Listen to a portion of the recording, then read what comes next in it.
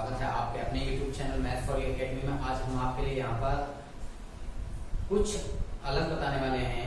जैसा कि यहाँ पे आप देख सकते हैं, सब्जी वाले का हिसाब कैसे करें, क्योंकि सारे बच्चे बाजार जाते हैं सब्जी लेने या फिर उनके मम्मी पापा जाते हैं, तो हिसाब में थोड़ी बहुत इधर उधर गड़बड़ हो जाती है। तो उस हिसाब को ठीक करने के लिए, अपना बिल्कुल कैलकुलेशन सही करने के लिए आपको हम यहाँ पर ये वीडियो लेके आए हैं कि किस तरीके से आप किसी भी सब्जी वाले का आप हिसाब कर सकते हैं। या फिर आप सब्जी बेचते हैं तो आप किसी को कितनी सब्जी दे रहे हैं या कितने रुपए की दे रहे हैं, तो उसका हिसाब आप आसानी से कर सकते हैं। तो उसके लिए हम यहाँ पर ये वीडियो आपके लिए लेके आए हैं। तो चलिए हम यहाँ पर आपको कुछ चीजें बताते हैं। सबसे पहले कि वो चीजें होती क्या है, इसके अंदर बेसिक चीजें क्या होती हैं।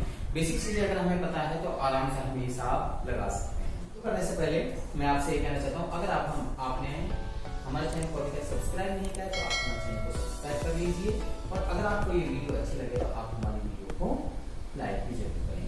तो चलिए हम यहाँ पर आपको बताते हैं। सबसे 1 किलोग्राम में 1000 ग्राम होते हैं, 4 पाव होते हैं। ठीक है जी, ये आपको जरूर पता होना चाहिए कि 1 किलो में कितने ग्राम होते हैं। 1 किलो में 1000 ग्राम होते हैं या 4 पाव भी होते हैं।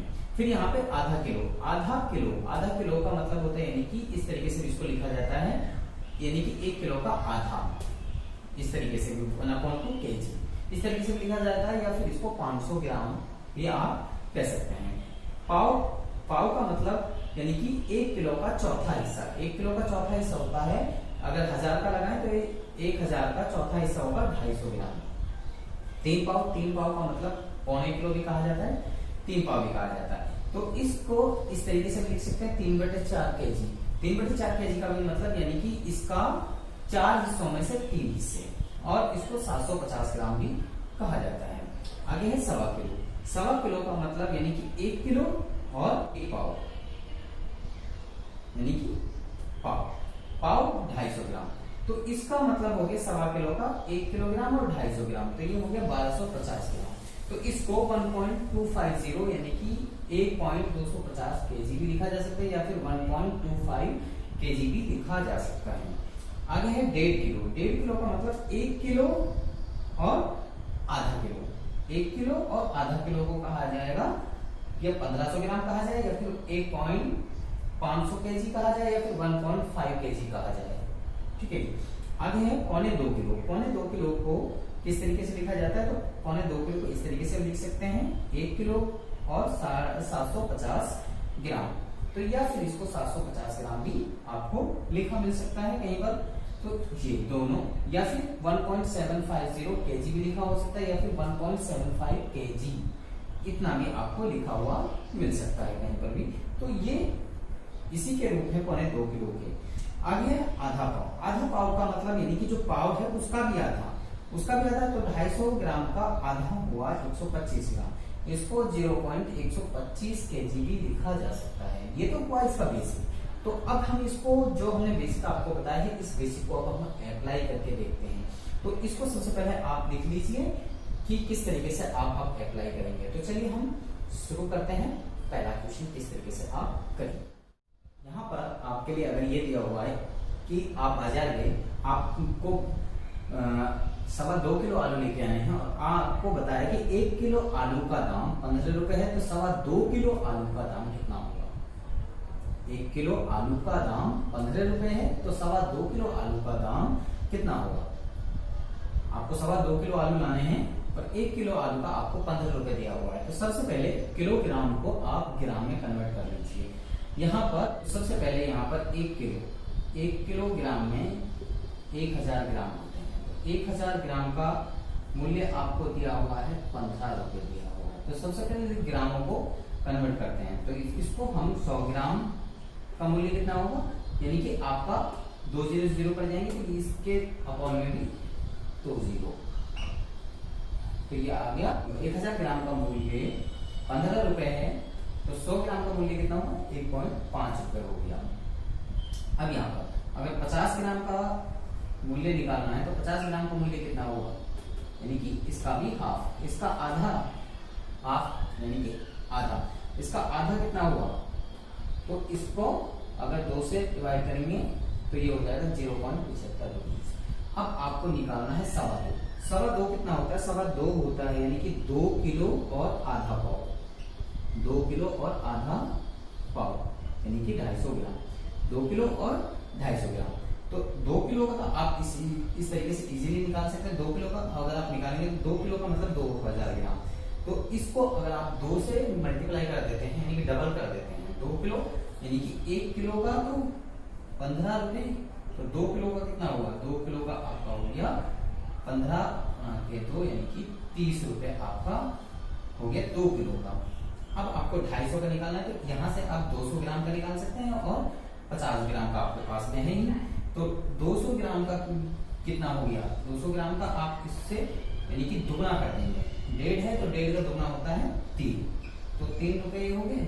और 50 ग्राम का आपके पास में है मूल्य ये 0.75। इन तीनों को अगर आप जोड़ देते हैं तो ये 30, 3, 33 और 0 को जोड़ेंगे तो ये 33 ही हुआ और 75 ये 75। तो इस तरीके से आप इसको इजीली जोड़ सकते हैं।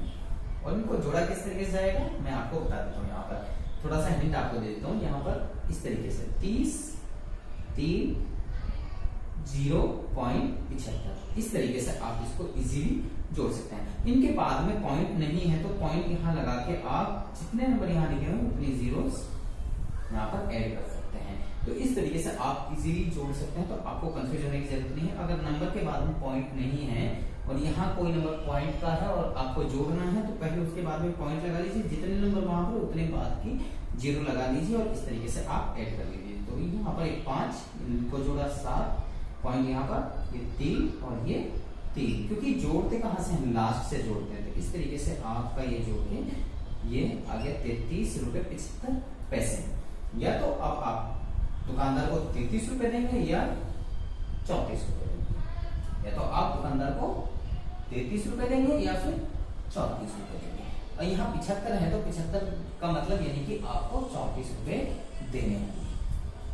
अगर ये 50 से कम होता है तो यानी कि आपको 33 रुपए देने होंगे। तो इसका मतलब यानी कि दुकानदार आपके पास ये 75 पैसे छोड़ भी सकता है आपको और या नहीं भी छोड़ सकता, वो डिपेंड करता है आपके ऊपर। ठीक है जी।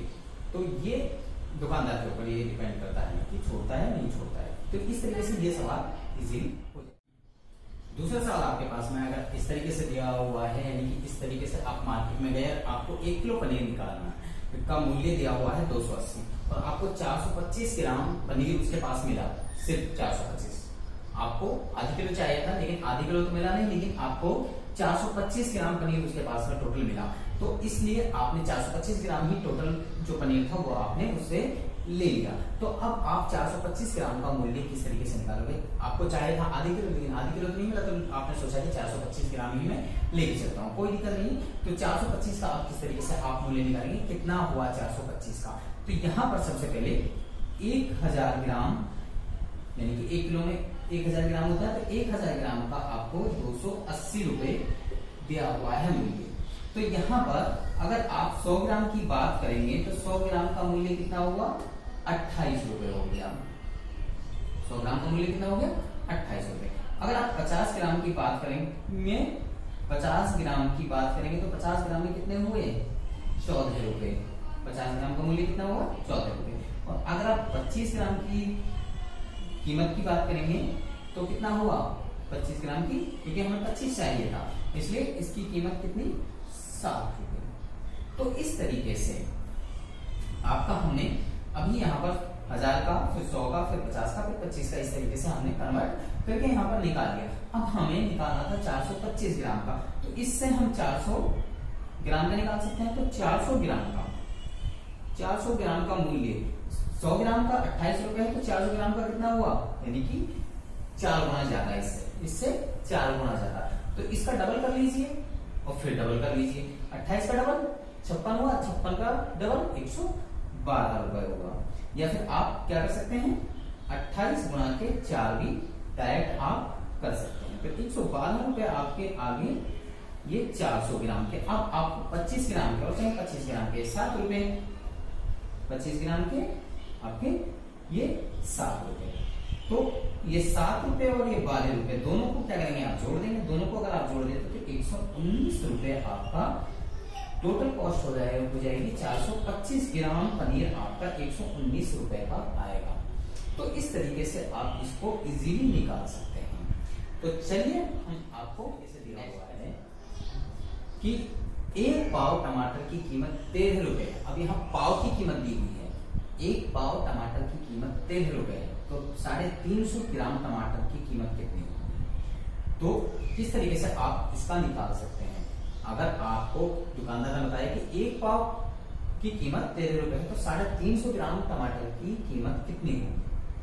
ठीक है, तो अब किस तरीके से आप निकाल सकते हैं। इस तरीके का अगर आप मार्केट में जाते हैं, इस तरीके की सिचुएशन आपके सामने आ जाती है, तो इस तरीके से आप इस सवाल को सॉल्व कर सकते हैं। माइंड के अंदर ही कैलकुलेट करके आप कर सकते हैं।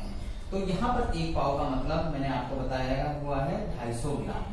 तो 250 ग्राम कितने रुपए का है, 13 रुपए का है।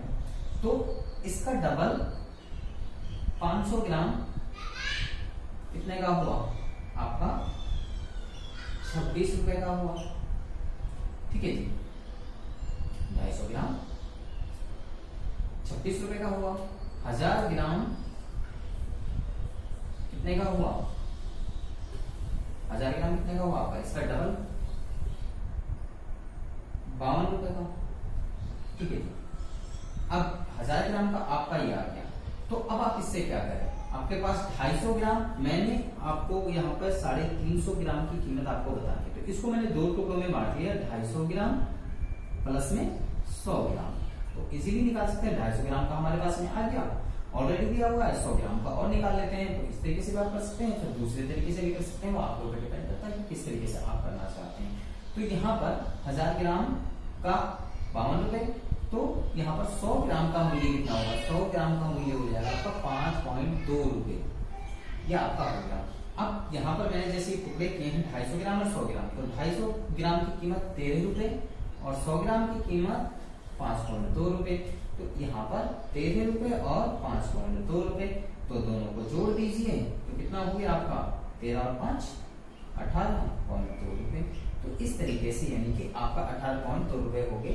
तो आपको 18 रुपए दुकानदार को देने होंगे। तो इस तरीके से कोई भी सवाल अगर आपके सामने है, आप सब्जी लेके आते हैं, तो इस तरीके से कोई भी सिचुएशन आपके सामने आते हैं, तो इस तरीके से आप उनको इजीली सॉल्व कर सकते हैं। आपको ऐसी सिचुएशन आती है तो इस तरीके से आप माइंड के अंदर कैलकुलेशन करके भी कर सकते हैं। अगली वीडियो में हम आपको इस तरीके से बताएंगे। अगर ज्यादातर आज का जमाना है डिजिटल मीडिया का, तो सभी के पास ज्यादातर एंड्रॉइड फोन होते हैं या फिर छोटे फोन होते हैं, स्मार्टफोन नहीं है तो छोटे फोन भी होते हैं। तो उनका किस तरीके से मोबाइल के द्वारा भी आप कैलकुलेशन करके इजीली निकाल सकते हैं। वैसे इस तरीके से अगर आप करते हैं तो बहुत अच्छा है। अगर आपका मैथमेटिक्स इतना अच्छा नहीं है, नहीं कर सकते, तो आप मोबाइल के थ्रू भी इजीली कर सकते हैं। तो मोबाइल के थ्रू कैसे करेंगे तो वो हम अगली वीडियो में आपको बताएंगे। तो अगर आपको ये वीडियो अच्छी लगी तो आप हमारी वीडियो को लाइक करें, शेयर करें, कमेंट करें, और इसके साथ में अगर आपने अभी तक हमारे चैनल को